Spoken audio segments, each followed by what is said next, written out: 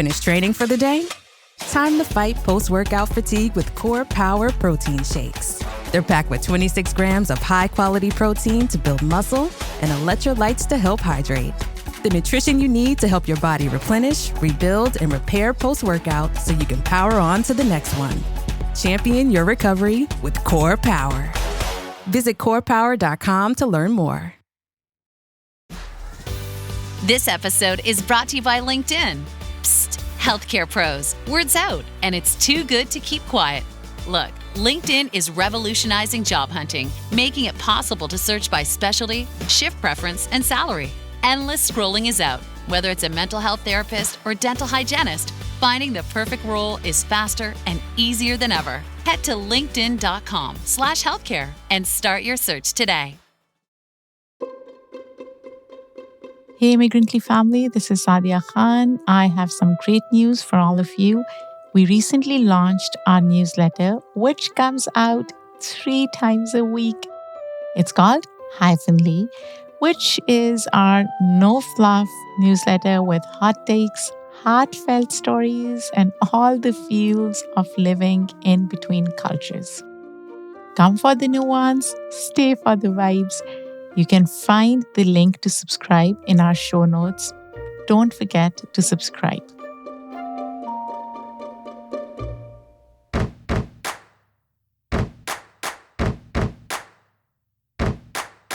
Hello and welcome to the Immigrantly Hive. I am your host, Saadia Khan.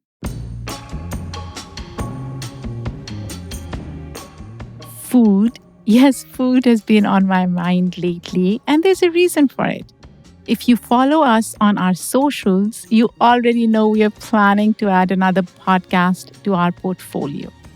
This one will explore something as intuitively universal as food.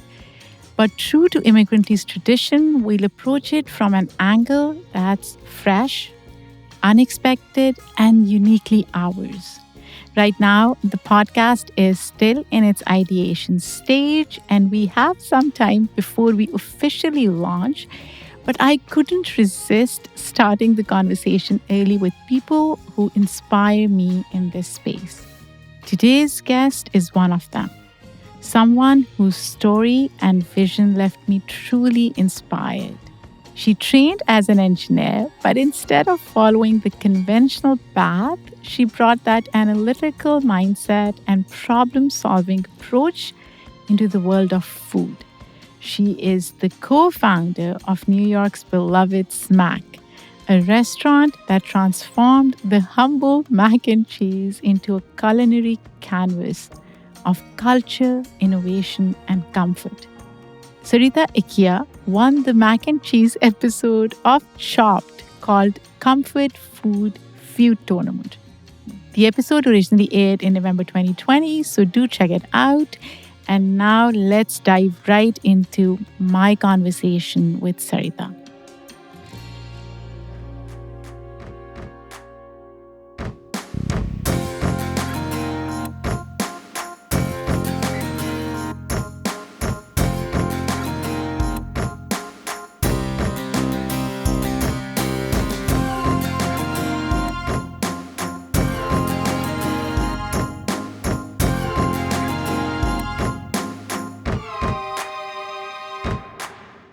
So before we started rolling, we were talking about your last name, Ekya, and I was asking you about the origin. Can you share it with our listeners? Sure. So my family's last name, Ekya, is actually a made-up name in some ways. My husband and I took that name on together when we got married. It's Sanskrit for unity. So we wanted a very meaningful name. I think, how that all started was I didn't want to give up my last name originally. So my dad had passed away when I was 15. So it was just me, my mom, and my sister. And I felt very attached to my last name. Then my husband had offered to take my last name when we got married. And I felt bad about that because I'm like, I'm not taking your last name. So then we kind of came together and we didn't want to do a hyphenated thing because both our last names were relatively long. And then he was really he felt very strongly about us having the same last name because it'd be easier for the kids too. So then we said, what about finding a new last name? So that's what we did. We chose a Sanskrit word that had meaning that was short, relatively easy to pronounce. And we've told our kids, listen, you don't have to carry this last name on. It's up to you. You do you. I love that. Uh, so my husband and my last name is the same. It's Khan. It's a very generic name in Pakistan, right? I think like 50% of the population has the same last name, which is weird. By the way, my husband and I are not related at all, just to clarify. So I didn't have to change it, but I changed my middle name because when we got married, I was in love. I took his first name as my middle name, Oh, you right? did? I did. And, I am glad that we have the same last name, but then I keep thinking I should have kept my dad's name as my middle name or had some hyphenated identity or could have come up with a completely different middle name as you did. Maybe my daughters will do that, hopefully. So, Sarita, you grew up in Canada. I did. Yes, Nova Scotia. How was the childhood like? I had a wonderful childhood in Nova Scotia. There's, difficult times growing up being a like minority, right? There was so few Indian people so few brown people in general in Nova Scotia when I grew up there in the 80s, 90s, 70s, 80s, and 90s.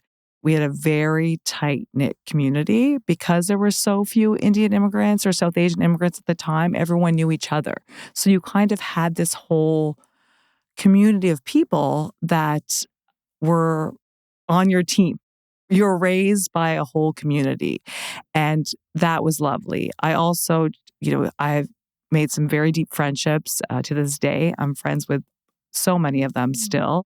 And Nova Scotia is a beautiful place. And Canada is a great country. Really so many wonderful things there and so many opportunities. And my mother's still there. My kids and my husband, we go regularly. And I love that. I feel like I have 3 homes: New York City, Nova Scotia, and India. But you said you grew up within a very tight-knit community, right? Did that make the experience more insular? Oh, I'm sure. Yes, most definitely. In a lot of ways. My personality also is someone to push through that bubble, right? So there is things that I think I did differently just because I didn't want to be I didn't want to be the norm. I wanted to do something that felt true to myself. And I feel like I was like that at a pretty young age. So even though it was insular in a lot of ways, I was always trying to find ways to push the boundaries. But you chose engineering. Yes. It's pretty stereotypical for a lot of people listening. They would be like, oh, kid of Indian immigrants doing engineering. And I want to dig deeper in that. Was it because of socialization and conditioning, or was it something you wanted to do growing up? So I remember very vividly in 5th grade, we had to make this little map of your life and what you want your life to be like. And my map said I wanted to be an obstetrician and I wanted to have 5 kids because I love children so much. And apparently I wanted to deliver kids. Where that dream kind of trailed off, I don't know. But then I remember by the time I got to high school, I thought I would be a lawyer. Again, still sticking with the professional streak. So I thought I would like to be a lawyer. Just because of my personality, I thought it'd be great to represent and be in courtrooms. I was seeing very TV, not all the readings that you have to read through law school. So at some point that switched. I don't know exactly when, probably 11th or 12th grade. My dad, like I said, my dad had passed away when I was 10th grade, and he was a professor of civil engineering at a university in Halifax. And I was really good at math and science, right? And so it kind of just evolved to, I could do engineering. It wasn't like an aha moment. I think it was more like, it makes sense. And yeah, it did make sense. I graduated with my mechanical engineering degree. But when I look back on it, I'm like, wow, I didn't really take the time to sit down and say, what do I really want to do? But Sarita, at 17 or 18, do we really know what we want? It's a very good question. I feel like I see kids who do.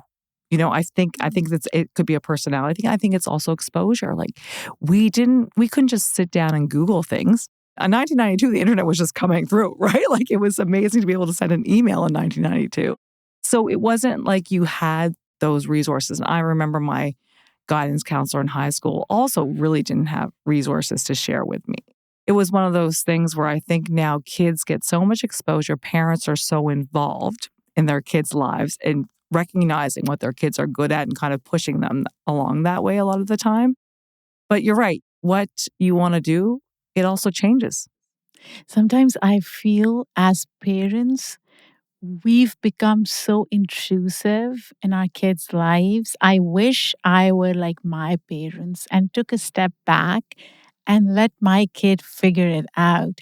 We try to protect them so much. We want them to, pursue the perfect careers that we think are perfect for them. We try to control their every movement. Do you agree? I do. I think that it's a very hard balance to find because we've jumped so far past the line of where our parents were. And so it's like, where is that happy medium? Right? Like there's times where I'm getting frustrated with my kids because they're not doing something or making a decision. And then I have to step back and go, why is that? Because they're so used to me doing it or me making the decisions. So I very cognizantly do this now, like just very much like, okay, I need to give them that autonomy. Like they need to figure some things out for themselves. I mean, my kids are still pretty young, 12 and 15, but then, you go back to, well, when I was that age, I was doing something. I can't believe I'm saying this, but it happens. And then you realize, well, why was I doing? Because my parents let me do that. That was just the way it was. They didn't have an option. They were both trying to make a living. Honestly, when I look back, growing up in Pakistan, when I was 12 or 15, I was doing nothing. I was being a kid. And I think sometimes I feel like we've taken that away from our kids. We want them to be aware politically, socially. We want them to be great academically. We want them to be everything, just, perfect humans. And to me, a 12-year-old or a 15-year-old should be discovering or maybe not doing anything at times.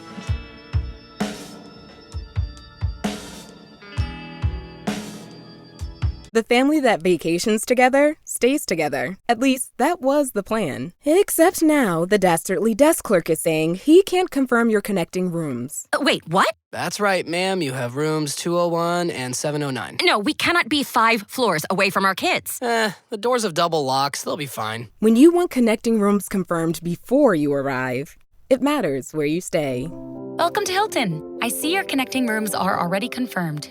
Hilton, for the stay.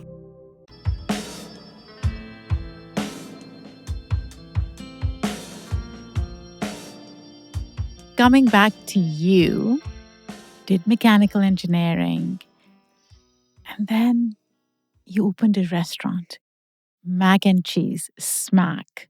I love the name, by the way. Such an interesting and innovative name. I thought it was like Smack Smack, and then I found out it was Sarita's Mac and Cheese. Sarita, how did that come about? Especially mac and cheese, such a quintessentially American food.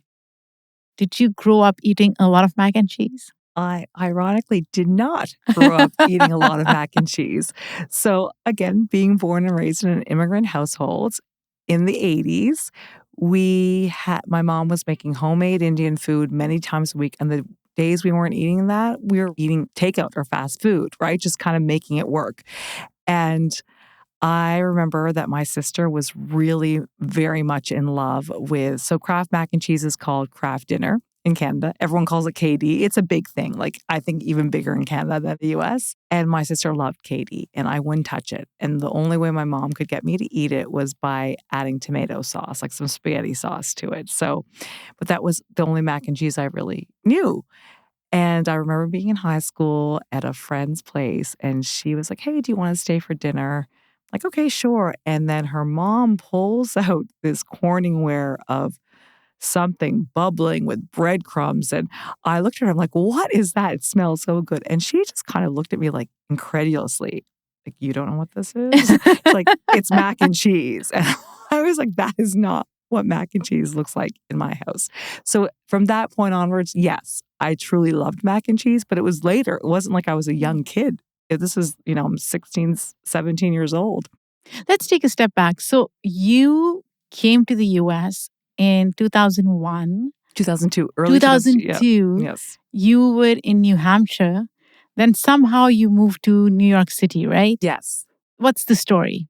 So I moved to New Hampshire for a biomedical engineering job position, and it was great.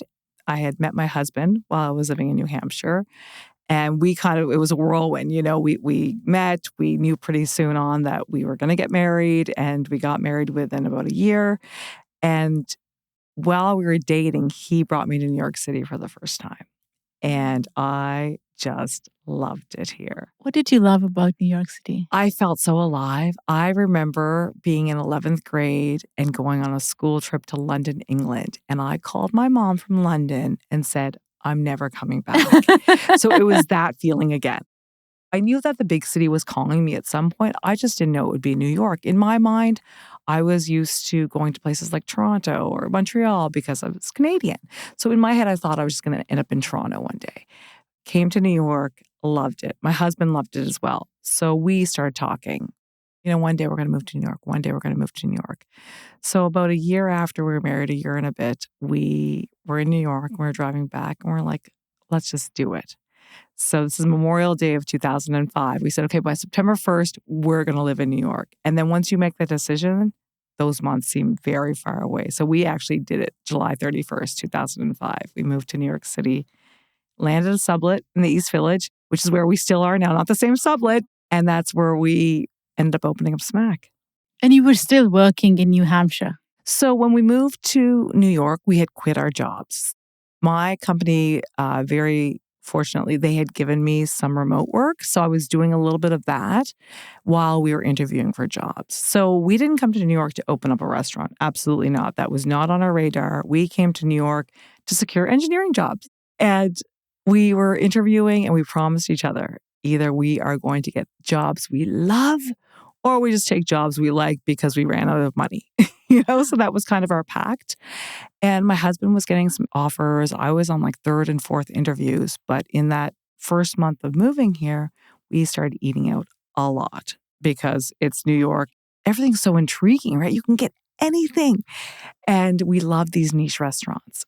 So especially being in the East Village, the Village, West Village, there were so many of them. And we had gone to the peanut butter company in the Village and we were eating our PB&J sandwiches kind of again, like, wow, can't believe a place like this exists. And I said to him, wouldn't it be great if there was a place that did this, grilled cheese and mac and cheese? I'm like, mac and cheese. That's the next place we're going to go eat at, the mac and cheese place. And lo and behold, we left there and I started looking around. We didn't have smartphones then, right? So I'm on my computer on Chowhound and other message boards. And I was like, oh, there's a lot of chatter about mac and cheese, but there's no just mac and cheese place. How is that possible? So for us, I think it was just right timing. We had already kind of made that bold move to leave our secure jobs in New Hampshire. We're in the city. We wanted to work for ourselves. We knew that eventually. We just thought it would be an engineering company. What would it take to open up a restaurant? And literally, we couldn't drop it. So we just ran with it. You guys are young. You are engineers. So your future prospects look bright. You quit your jobs. You decide to open a restaurant with zero restaurant experience. Where did you get the money? So yes, very good question. We basically looked at how we could do this as cheaply as possible, right? So we looked at, and also like as risk-free as possible. So we knew that we had engineering degrees to always fall back on, and we knew we wanted to open up a small place. And so we just kind of started shopping places, in the East Village. My mom gave us some money to start, which again, family and friends, so blessed for that and so lucky. And we were able to open up. Now, people thought it was so risky. I look back, I'm like, oh my gosh, we didn't have kids. We, again, were engineers with experience under our belts. And so my mom had given us a chunk of money. It wasn't a huge sum, but something she could afford to give us to help us out to start it. And that was like almost 20 years ago now. Looking back, would you have done something differently? Oh, you could never say in 19 years of business you've done everything right. Sometimes we make a joke, my husband and I, we say the restaurant is still around in spite of us. As business owners, you feel that because you look back on, yes, we made some amazingly great decisions and we made some poor decisions, but all of it at the end of the day is up to you because you are the owners of this business. But say that the way you started your business, would you change anything? No.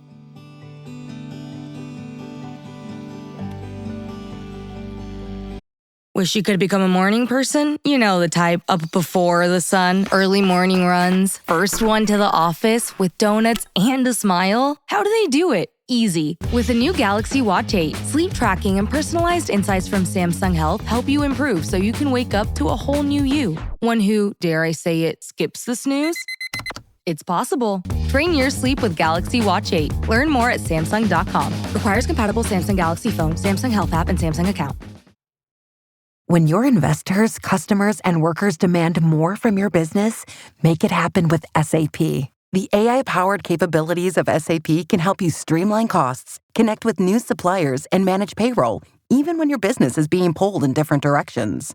To deliver a quality product at a fair price while paying your people what they're worth too, so your business can stay unfazed. Learn more at sap.com/uncertainty.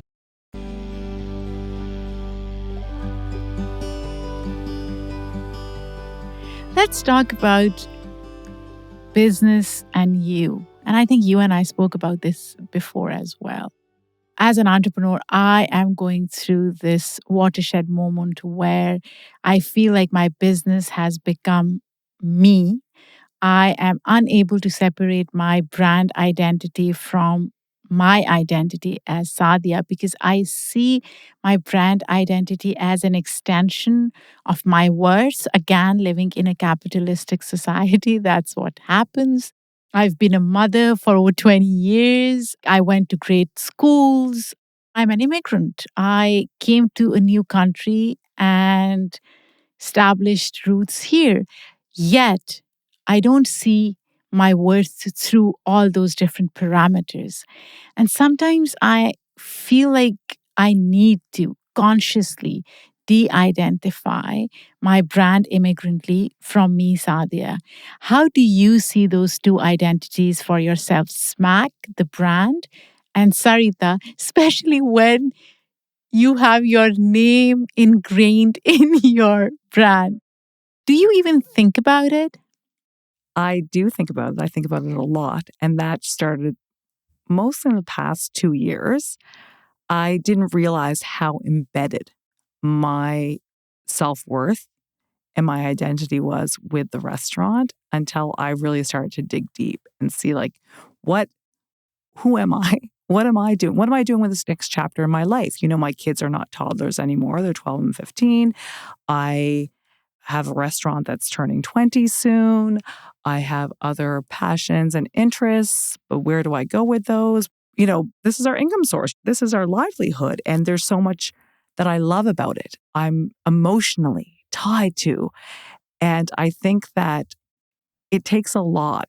It's hard in a lot of ways because in some ways you don't want to admit it. This has become such a huge part of me. Like even when people introduce me, friends, they're like, this is Smack Sarita. And there's so much of my life that goes hand in hand with being the owner of this restaurant.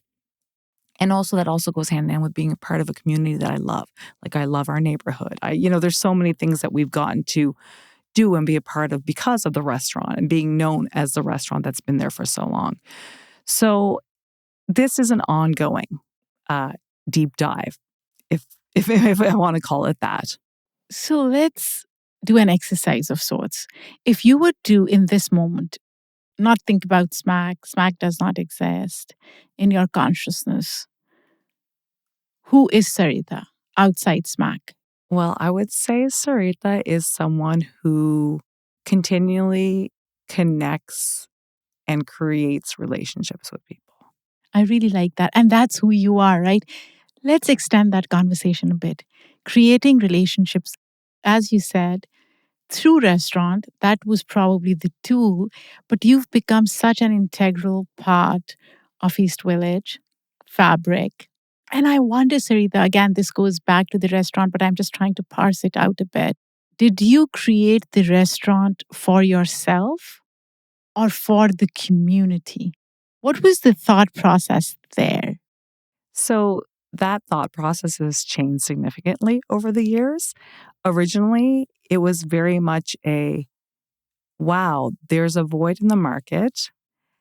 Let's test this out. Seems like a great idea. That's the snapshot, right? So not to say it's devoid of emotion, but it's more of we're driven because market opportunity. Yes. And it just seemed like a cool thing to do and something that would be really creative and fun for me and my husband to do together as well. And so we started that. Then we entered that world of restaurants, which is a behemoth of a world. And our learning curve was as steep as it could be. And we were exposed to this whole other workforce of people. And so many of our employees would come in and tell us these horror stories of where they worked before or what had happened to them or how they had been treated. And we came from these white collar jobs where it's like, oh, yes, you get personalized Post-it notes. You get it's just like, of course you get paid vacation, days off. And so instantly we're like, okay, we need to bring all of this to our restaurant. We need to bring these benefits and make people's lives better, hopefully, in this environment, not knowing how poorly it had been for people. So that was a big mission that we still work on.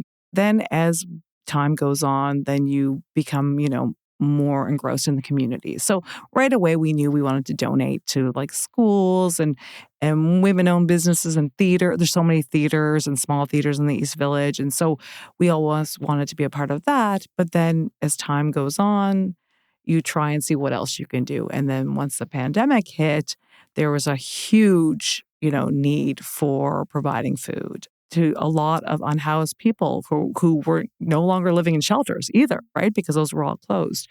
So that's when we started the East Village Community Fridge, and we ran that for 4.5 years. That was a huge turning point for me because I thought that I was a part of this community and I felt really good about that. And then I met a whole new demographic of people that I had never been exposed to. And I would, I could go on, but just some of those interactions and just right now they even make me teary. I'm like, wow, I've been here for how many years? Like at that point, I was 15. And I'm meeting these people for the first time that lived in the neighborhood, but they weren't necessarily walking through the doors to buy food. That's not how they were feeding themselves. And that fridge and the relationships and the connections that it provided for so many people, that was a turning point again. And it reminded me that, wow, I have this, like you said, tool. I have this vehicle to be able to do these things. And for us, like the baseline is at Smack, we have to have amazing food. To us, that goes without saying. It's all of the other stuff that really define who we are and define who I am through the restaurant as well. But a lot of that is my personality coming through there too. Again, it's a hard break to say who is Sarita and what is Smack. I wonder if while doing that and making that shift, becoming more intentional about the community and giving back to community was also intertwined with your concerns about profitability. Because as an entrepreneur, I can tell you that I am grappling with these things right now when we think of advertisers and sponsors and when we want to bring people on board. And as a very small organization, on the one hand, I'm like, fuck it. I just need money, right? I want to sustain Immigrantly for the greater good. So even if the advertiser doesn't meet all the ethical, criteria that I want them to, it's okay. But then my conscience doesn't allow me to do it. And I've suffered because of it. And I wonder if you, as an entrepreneur, have had those internal conversations. Right. So, one thing I think we both learned early on, and that is my husband and I are similar in this sense, which is good because we need to be in our ideals and our, our ethos is we both realize we're not driven by money. Yes, we need to pay the bills, but with our engineering careers, we'd be doing way better, I think, right? Financially. It took us many years to figure out, okay, this is a hard thing to do, like raising prices for, we never were raising our prices, right? And then the pandemic hits and everything's so expensive. So that's probably like the bad businesswoman and maybe. Probably you feel like you're a bad human, but it wouldn't be a bad business decision, though. You're right. That's a very, very good point. And I think for us also, because our food, the spectrum of people that come into the restaurant, we like serve every age group and every demographic. And we have people counting at change to buy a meal, right? So to me, I'm always thinking of those things.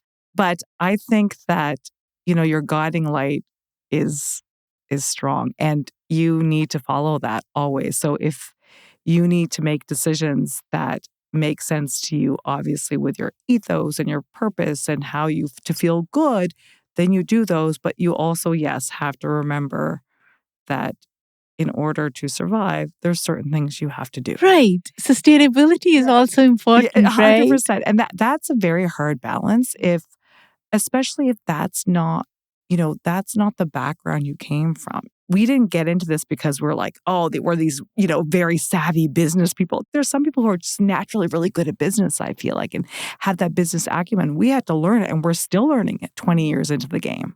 Sarita, if engineering taught you analytics and food taught you improvisation, what has the synthesis of these two taught you? So I'm going to answer with the answer I always give my mom. When we first opened the restaurant, she was very excited. She's an amazing cook and she always wanted to open her own restaurant. But she also had a daughter who went through engineering school, right? And so she used to ask me, Sarita, was your degree a waste or was it? And I said, Mom, and I still to this day say, I spent so much more of my engineering knowledge and problem solving at SMAC than I probably did engineering because there is so much to be done. Because we were the first ever mac and cheese place, we literally opened up with a traditional kitchen, traditional takeout packaging, and within weeks we are like, this is not cutting it. So we deep dove and researched ovens and takeout packaging. And now to this day, if you walk into other mac and cheese places across the country, you'll see that they use basically what we've designed. So that's, like you said, that synthesis was almost natural. I also kind of make the running joke that I'm like, well, I'm a food scientist now. Very early on, we wanted to be allergen friendly and we wanted to have mac and cheese accessible to as many people as possible. So we got gluten-free on our menu right away, within a year and a half. We did vegan, we low carb, all of these things that we were really trying to make happen for people who really wanted mac and cheese and probably weren't getting it at the time, right? So that whole food science, we went through recipe after recipe, but there's a lot of how does this flour reheat? How does this flour freeze? Like Excel spreadsheet data here, is this flour going to actually taste bad after you put it in the microwave? So it really is, it was something else. We used to go into test kitchens and a lot of the people who owned those kitchens would look at us and they were like, are you guys chefs? And we're like, no, we're engineers.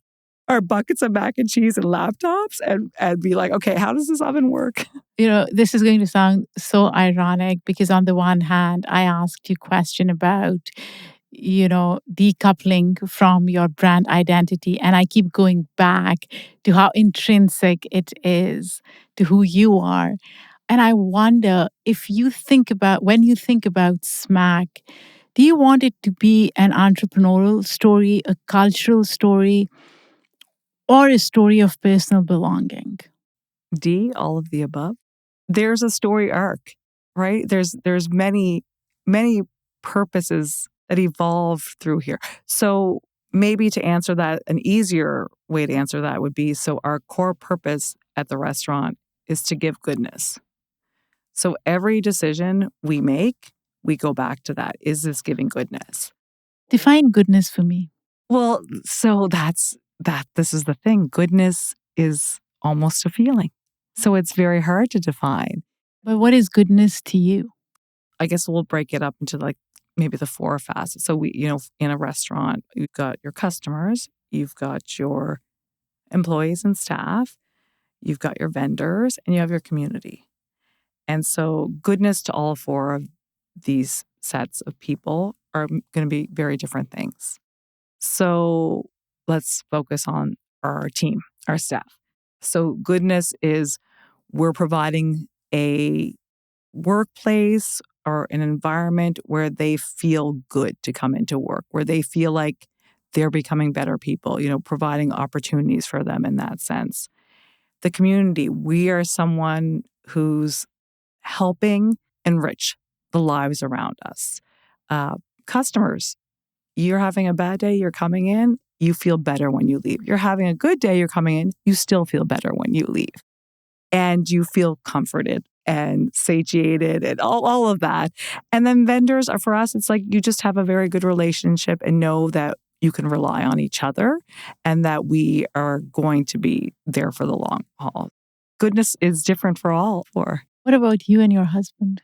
So I think for us, the goodness part is knowing that we're making a difference.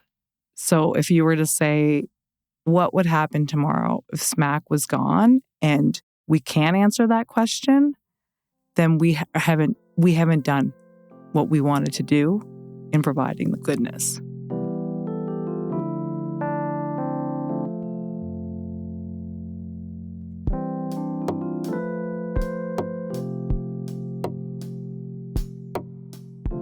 Say that if Smack were a metaphor for all of these things, right? And your life so far. And if you were to choose another metaphor, now we are de-identifying you from Smack. What would you write with? What would that metaphor be for the next 50 years? For the next 50 years, when we're cutting Smack out of there. Okay, my life. Wow. I think that there's, and maybe this isn't a metaphor, for me, I'm in a stage of trying to grow other areas of myself and maybe areas that I've tucked away a little bit. So my nerd needs to come back out. I thought your nerd was such an important part of what you've been doing so far. It has, but it hasn't. It's not. It's still. I'm still not feeling nerdy enough. Oh my gosh! I need am more nerd so in my curious life. to know what part of your nerdiness needs to come out. Right. So there's certain things where I feel like I've, in the restaurant, because we've been running it for so long, we've really got through a lot of it early on. Right. So now we're kind of, there's always stuff that needs changing or fixing or whatever, but it's not the big projects. So sometimes I feel like, okay, I need another big project or something big to just keep those wheels turning and to force me to learn new things. You know what? I have an idea and I need a nerd for it. So let's talk off mic. Okay. Yes, please. I love it. I think, and I notice that sometimes now, like when my son is talking about certain courses or both of them, and my ears just perk up. I'm like, oh, I need more. Sarita, we could have a whole different conversation around how difficult opening a restaurant is in New York City, how harsh and hard New York is, not just on entrepreneurs, but immigrant entrepreneurs. Again, being an immigrant entrepreneur, I know how saturated these places are in some ways, and then they're so exclusive. It's almost impossible to break through. But I want to know, as someone who has successfully run a restaurant, a business, coming from an engineering background, what advice would you give to someone listening to this podcast and saying, well, I want to be like Sarita, I want to open a restaurant, where should they start? And let's make it practical, because at the end of the day, sustainability. Yeah. I think one of the most useful tools for us when we first came up with the idea is we just went and talked to every place we walked into. And 95% of the people are willing to share their story. And you get snippets of information. And those snippets, some of them are encouraging you, some of them are deterring you.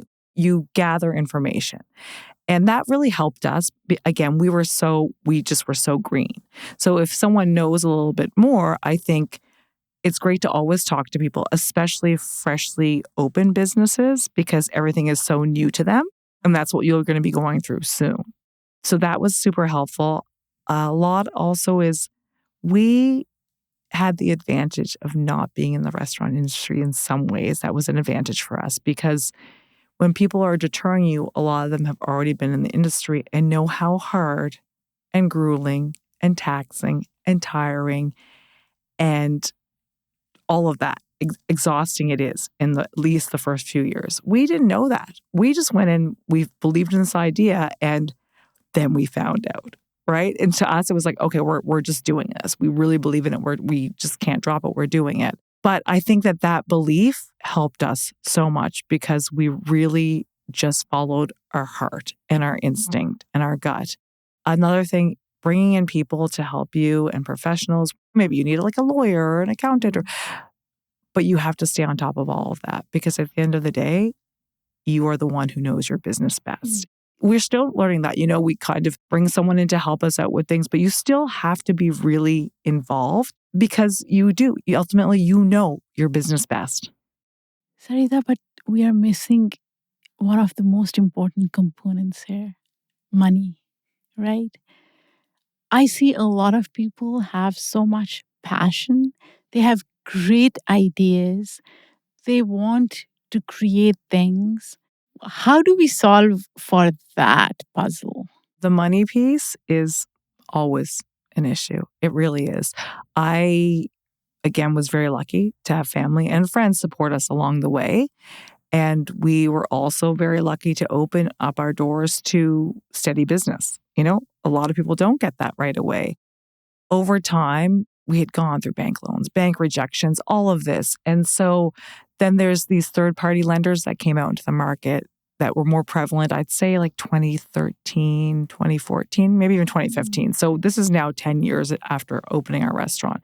And I had to use them a couple of times. Before they came into the market, there was a lot of struggle. If we didn't have family and friends supporting us, and I don't know where we would be here today. It's a very tough business to get funding for. Even when you prove yourself, it's still hard because restaurants are a risky business. So it is one of those things where, you're always kind of trying to piecemeal along the way and make it work. And it's highly, highly stressful. And I think that, again, just having a very conservative business plan, running numbers, this is something else that we did that maybe goes back to your other question.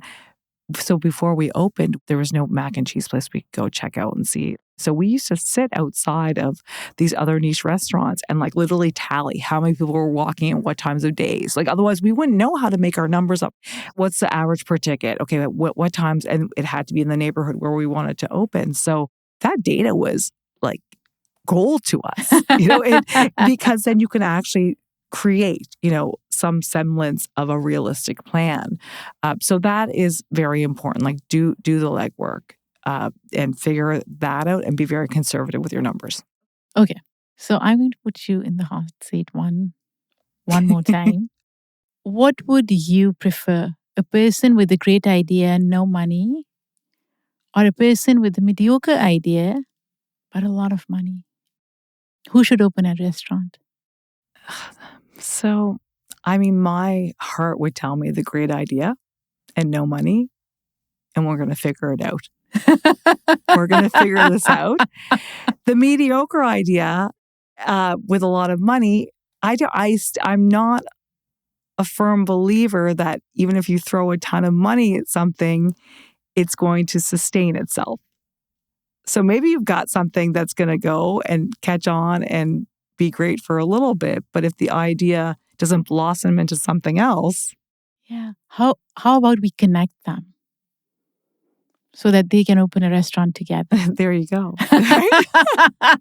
And, maybe some of that mediocre idea could become better with the great idea coupled to it. So what's next for Sarita? I'm trying to figure out this kind of parallel path with my restaurant. I was doing improv comedy for a while. I really enjoyed that. And then I also had won an episode of Chopped back in 2020. And that feeling I got coming off of that show, I was like, it's like in my top 5 feelings, like having my kids, was one, getting married, But I definitely, there's a performance, that piece, it's in there. It's in me. It's been in me since I was in high school. I loved theater, and then I took acting classes when I moved to New York. There's something there. I haven't quite put the package together, but I'm just going to start dabbling a little bit and see where that energy really starts to unfold.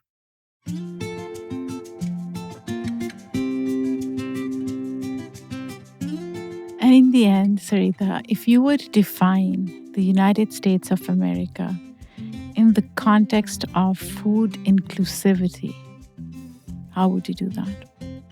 My glasses are a little rose-colored because I live in New York City.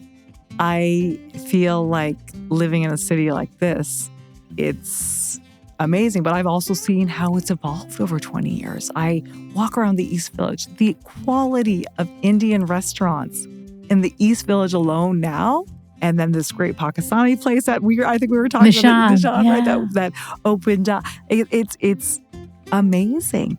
So again, we're in New York City. Go out to Jackson Heights, go out to Queens. There's so many things we can eat and do here. But leaving the bubble, I'm sure there's a lot of work left to be done. Okay, now that you're here, can you recommend a really good chaat place? Because I'm looking for one and I haven't found any. Oh, I don't think I've had really good chaat anywhere either. Maybe that's another thing that mac and cheese could have somehow on the side. I'm going to tell you that you kind of sound like my mom. So there's a very funny story when I first opened the restaurant. She, living in Nova Scotia, I'm in New York. She's an amazing cook. Like anyone will tell you, she's amazing. And her signature dessert is she makes the best gulab jamun. Oh my God. So she was convinced that when I opened up Smack that I have to serve the gulab jamun. And her plan was to FedEx me these gulab jamuns. And then she got her friends to talking about it, and they would interrogate me. Why aren't you serving your mom's gulab jamun on the side? Serve mom's gulab jamun. But the funny thing is when I go home, I'm like, yeah, they are really good. Right. So maybe we should look for a good chaat place together.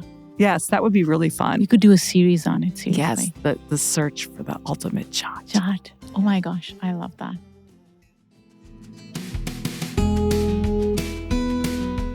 Sarita, this was so good. Thank you for coming all the way to the studio. It wasn't that far, right? No, my pleasure. Okay, where can people find you, Smack, everything about you? Yes, so if you're going to visit us in person, we're in the East Village, 197 First Avenue, corner of 12th Street, bright orange. You can't miss us. It's been my favorite color since I was 2. And Eat Smack, EATSMAC.com is our website, our handle on Instagram, Facebook, all of that. Thank you, Sarita. This was wonderful. And thank you.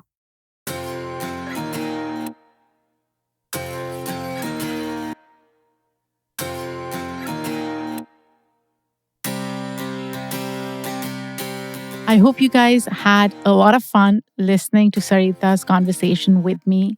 And full disclosure, I am so hungry right now. So after this, I am going to get an egg cheese sandwich from my favorite place before I head back. And by the way, if you have thoughts on this or any other episode, you can always reach out to me at sadia@immigrantlypod.com. Don't forget to follow us on our socials. You can find all the information on our website, immigrantlypod.com. This episode was produced and written by me, Saadia Khan. The editorial review is done by Shay Yu. Our sound designer and editor for this episode is Jonas Langer. Immigrantly's theme music is by Simon Hutchinson. Other music by Epidemic Sound. Come back next week for another important conversation. Until then, take care and be kind to others.